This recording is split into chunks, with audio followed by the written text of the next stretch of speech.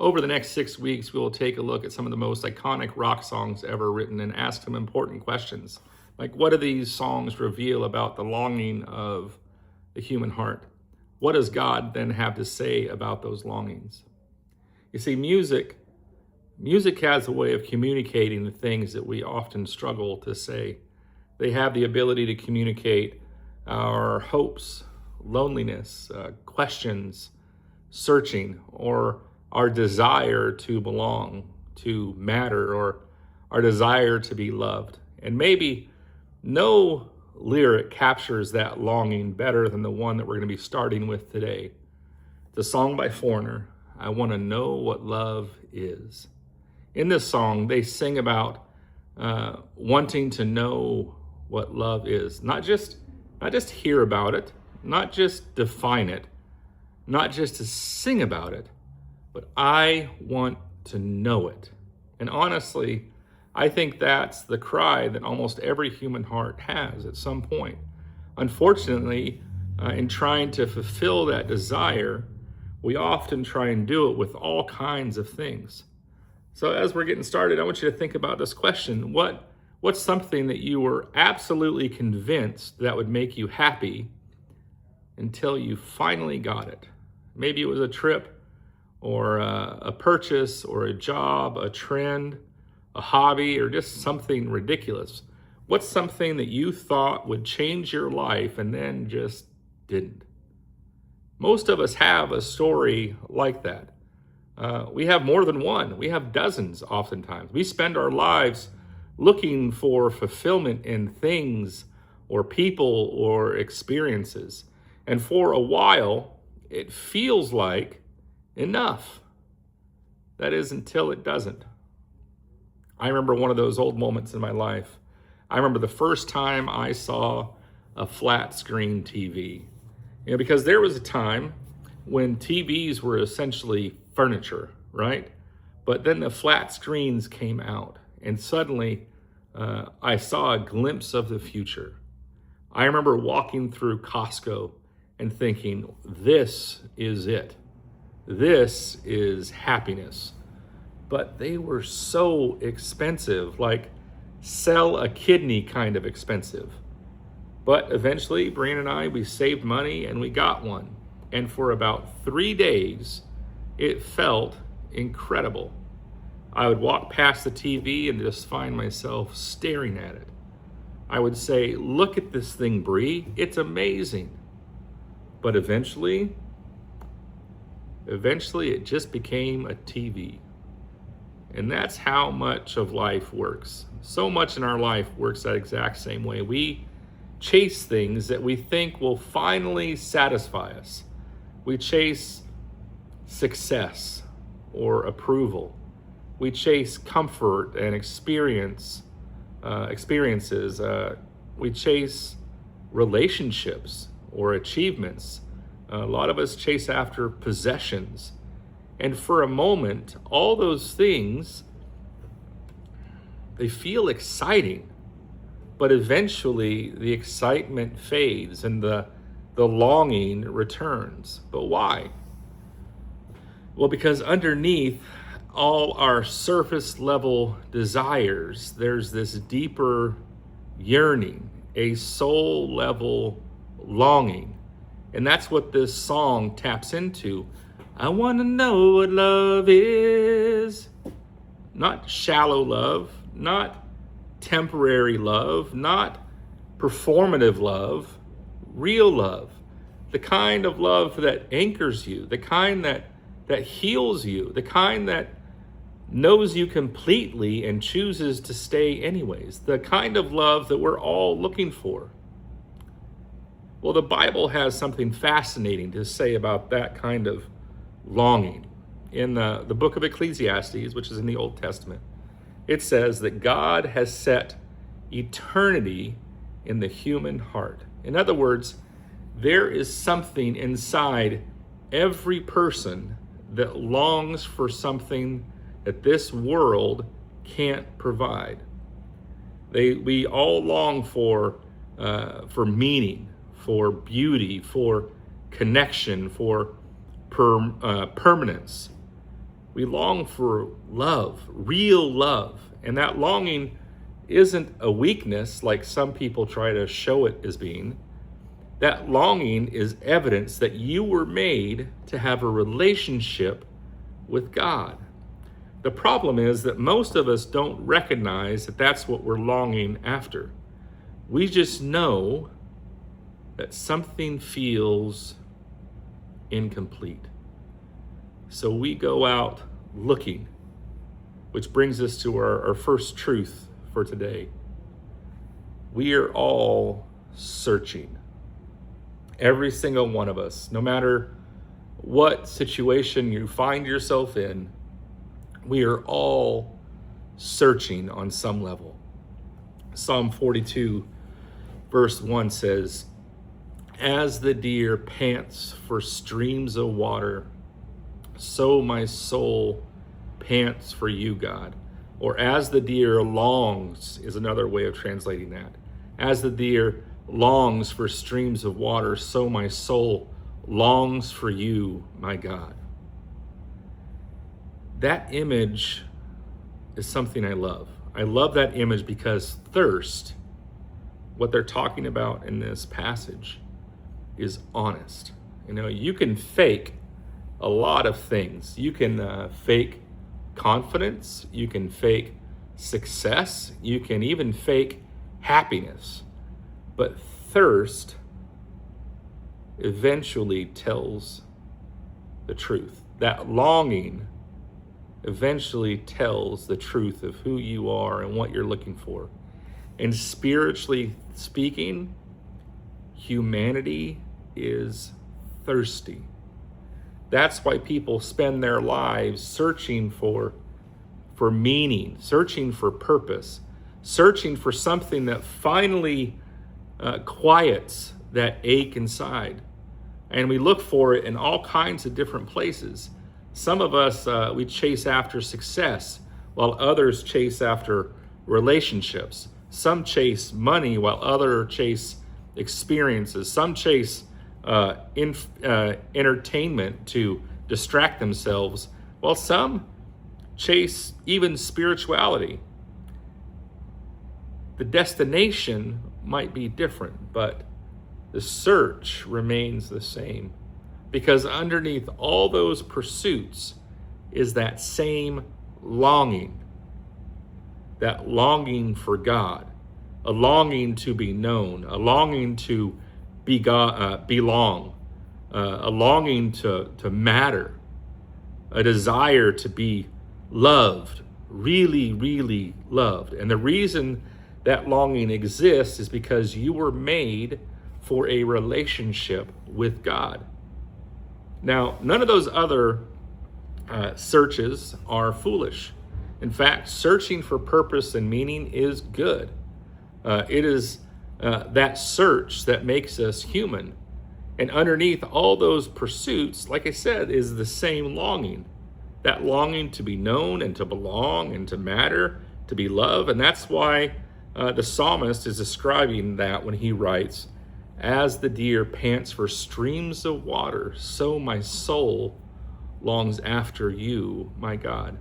Not because all those other things are stupid, but because we as a people are hungry. We're thirsty. And honestly, some of us have spent years trying to feed that soul hunger with things that were never meant to sustain us. Entertainment was never meant to be sustaining. I've watched a lot of survival shows talking about entertainment. And of all the situations in those survival shows that people find themselves in, to me, being stranded at sea is the worst. Not just because it's difficult physically. It is. It's very difficult physically. But it's also mentally draining. I mean, just think about that for a second. You're floating on a raft surrounded by endless amounts of water, but you can't drink any of it. In fact, if you drink that ocean water, it's one of the worst things a person stranded at sea could do. Now, initially, drinking that ocean water may feel helpful. When you're dying of thirst, it probably even feels satisfying, at least for a moment. But the more you drink it, the more dehydrated you become. And eventually, the very thing that you thought was saving you will start to destroy you. I think a lot of our culture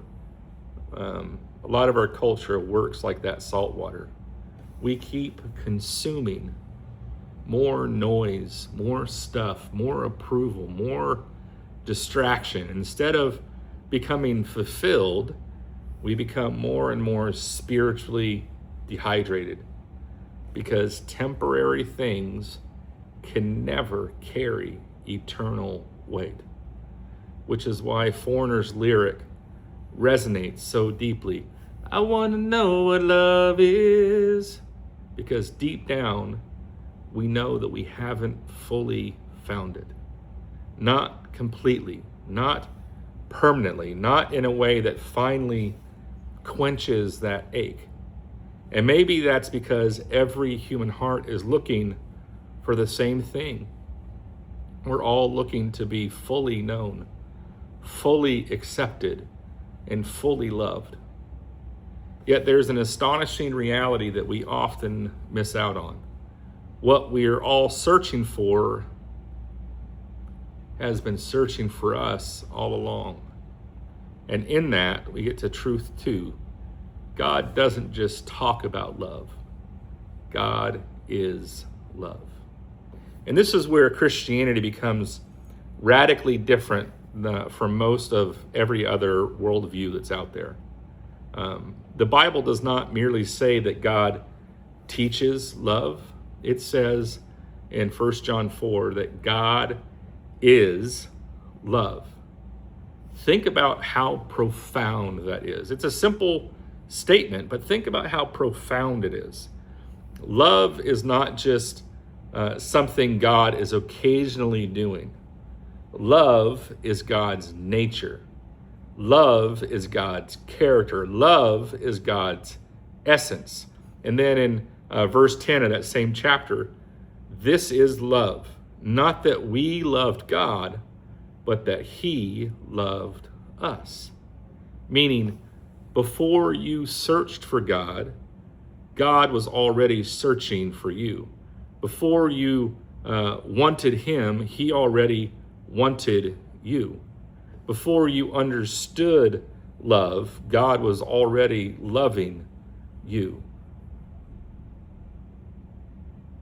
And then John says something that's absolutely incredible.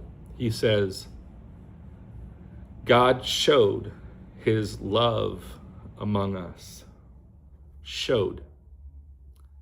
Not explained, not theorized, not tweeted about, showed. And how did God show his love? Jesus.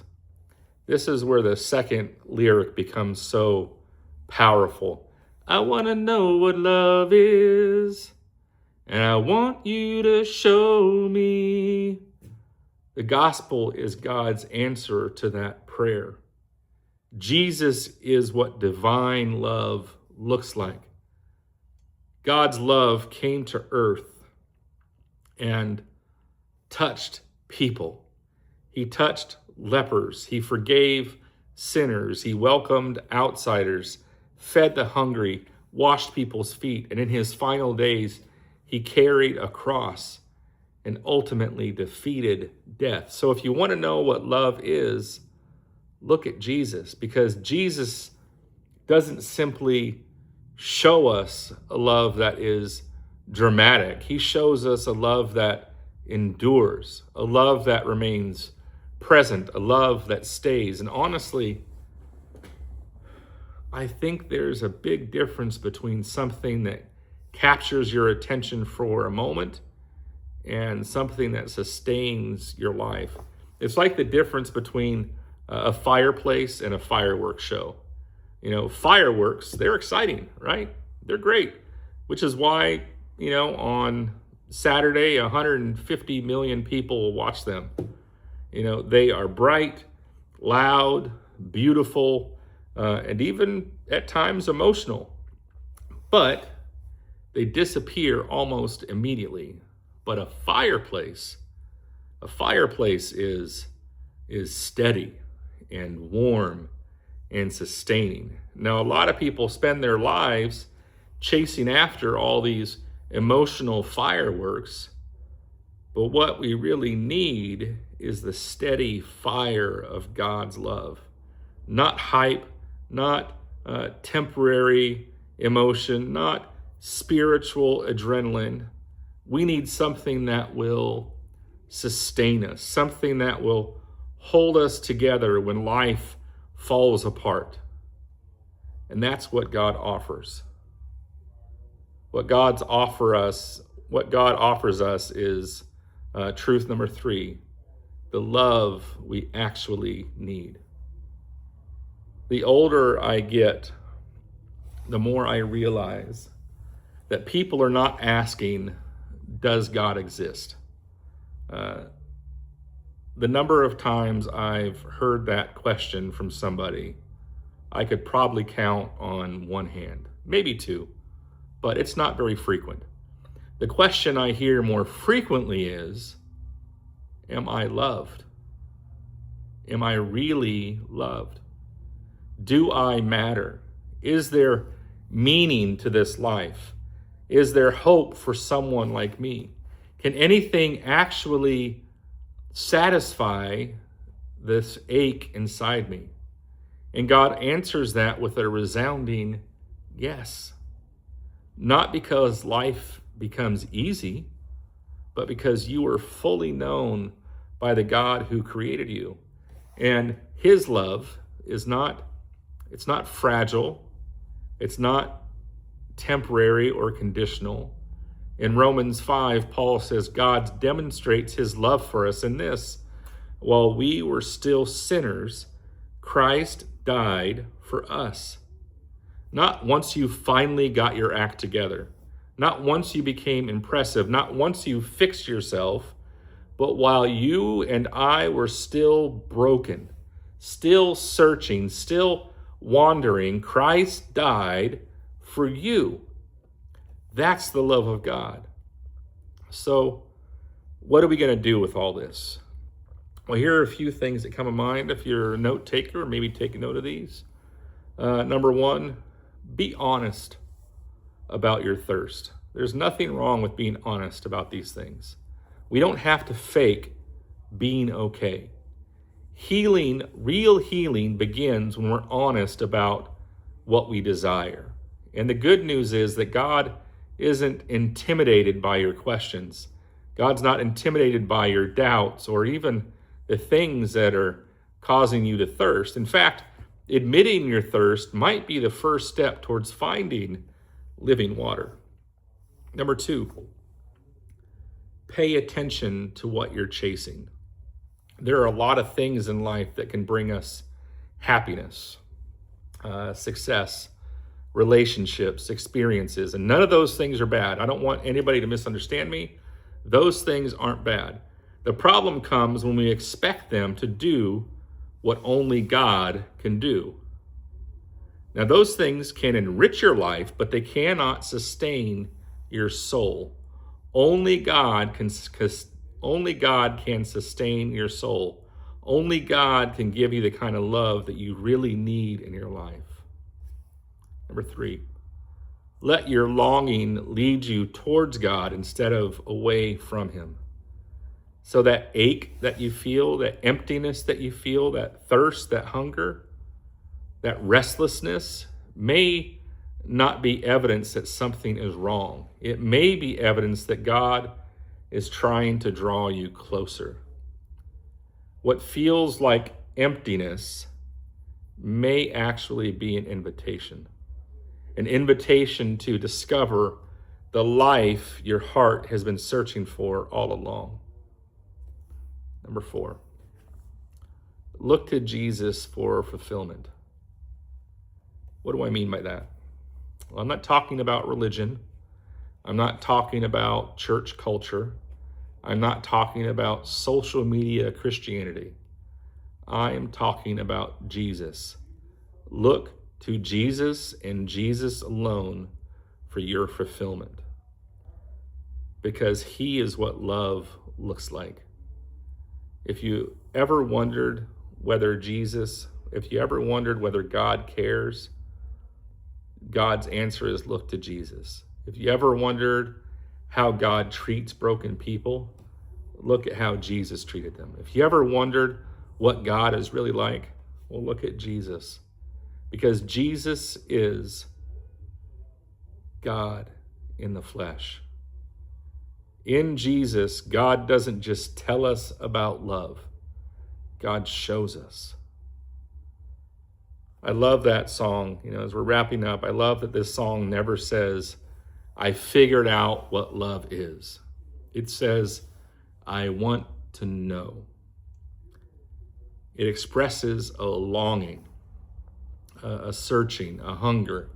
And maybe that's where faith begins, not with certainty, but with desire, not with having all the answers, but with finally being honest enough to admit that there has to be something more in this life. And the good news is this: your longing is not proof that God is absent. Your longing is actually proof that God is calling you. Because the God who created your heart is also the one who knows how to satisfy it. And God's answer to the cry, I want to know what love is, his answer is Jesus. Jesus is the love of God made visible, the love of God made personal, the love of God reaching out to you and for you. And maybe today, for the first time in a long time, your soul is beginning to recognize that that's what I've been looking for all along.